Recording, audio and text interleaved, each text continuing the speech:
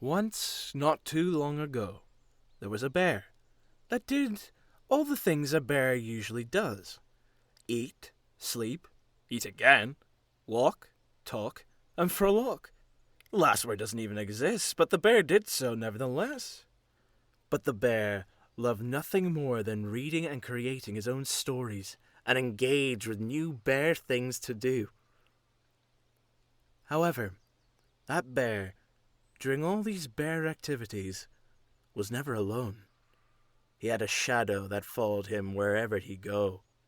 The shadow had a mind of its own, and more often than not, tried to stop the bear from doing all the bear things the bear would do.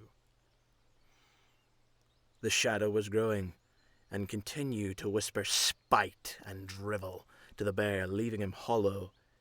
The bear looked in the reflection one day, and found that the fur on his head was shedding to the point where skin was visible.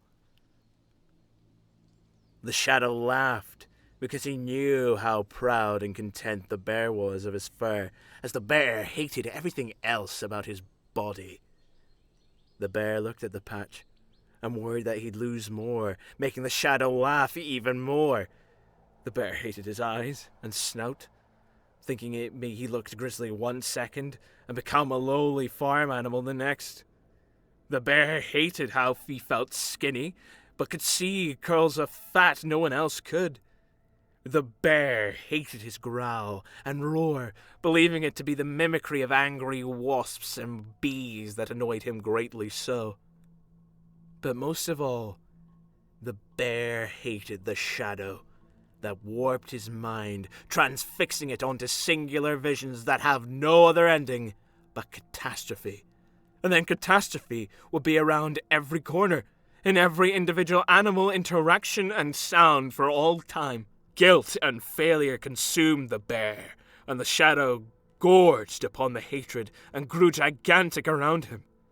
It blinded his eyes with darkness, and the bear fell to the forest floor, gasping for air.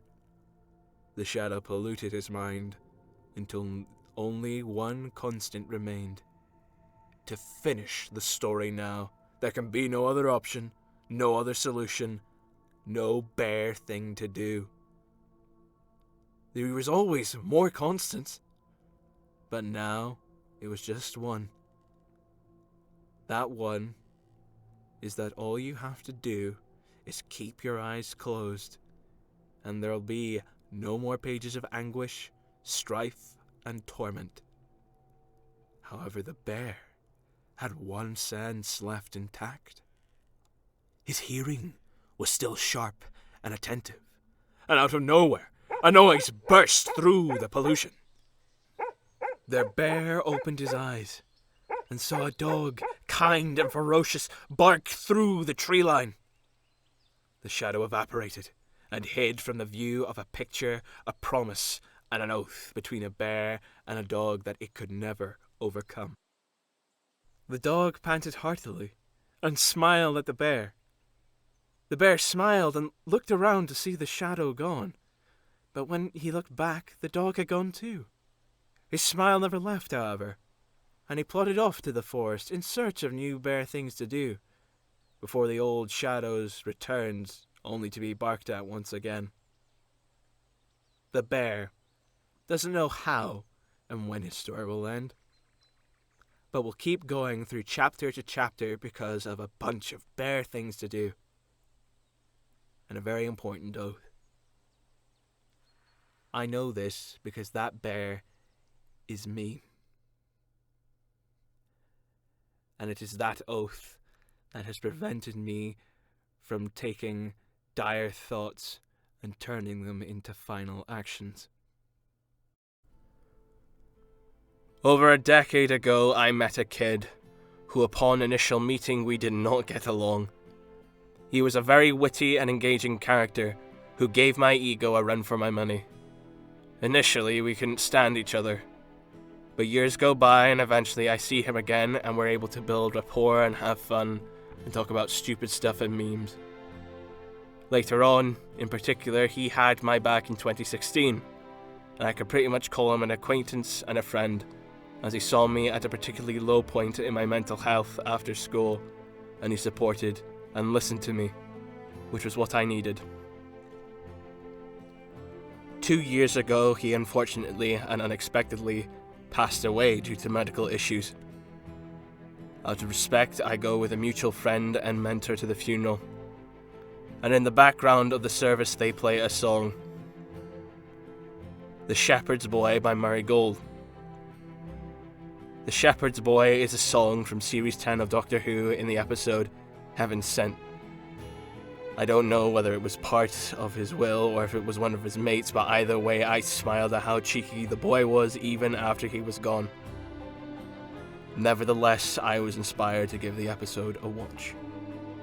The episode showcases the Doctor stuck in an environment where he investigates the scenario he's been placed in whilst being chased by a monster. He eventually has to come to a choice. Either give the provided information, or punch and chisel off a diamond wall until you get to the exit.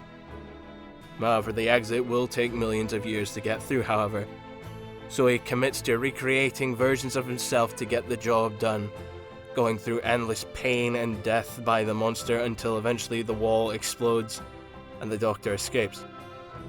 The Doctor, despite everything, never gave up and continued to strive through countless death till the end. A character who asks those closest if he is a good man, unsure of who he is and his strength of character. For this reason and emotional connection, the 12th Doctor, played by Peter Capaldi, is and will likely remain my favourite Doctor. So, as a little remembrance to Kay, I adopted the final words of the 12th Doctor as an oath. Never be cruel, never be cowardly. Always remember, hate is always foolish, love is always wise. Always try to be nice, but never fail to be kind. With a little extra motive on the side. Endurance. So I'll endure, because a doctor gave me a mental health diagnosis telling my parents not to expect too much from me. I'll endure because of the sight and affection I get from seeing my parents, my mother with her adoration and teddy bear personality, and my father with his loyalty and nagging tendencies. I'll endure because of the inspiration I get from seeing the absolute willpower of a friend I view as my brother. I'll endure to keep watching the progress of good men whom we've travelled alongside each other for mental recovery. I'll endure to see only a glimpse of the incalculable amount of perspectives for creative visions and fiction in all forms of media. I'll endure to fuel myself with inspiration for characters in both life and in fiction. I'll endure for a hug, a bad joke, a handshake, a smile, a laugh, a pat on the back, a chat and a coffee. I'll endure to continue collaborating and have fun with some of the most entertaining, sincere, and capable creatives I have had the privilege to work with in this life. I'll endure so I can harass my favourite drama teacher with book banter. I'll endure to laugh with a diverse, wacky, and down-to-earth family of flatmates. I'll endure so I can become more resilient with my fellow comrades in the 9 to 5. I'll endure because I've come so far already in improving my fitness, physique, acting skills, social skills, and putting my comfort zone repeatedly. I'll endure because I know that one day I will be able to change my mindset towards life, and that what may seem null and void presently will not be so later. I'm doing good. Thanks for listening.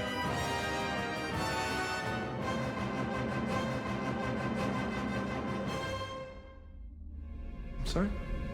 You asked me if you're a good man, and the answer is, I don't know. But I think you try to be, and I think that's probably the point.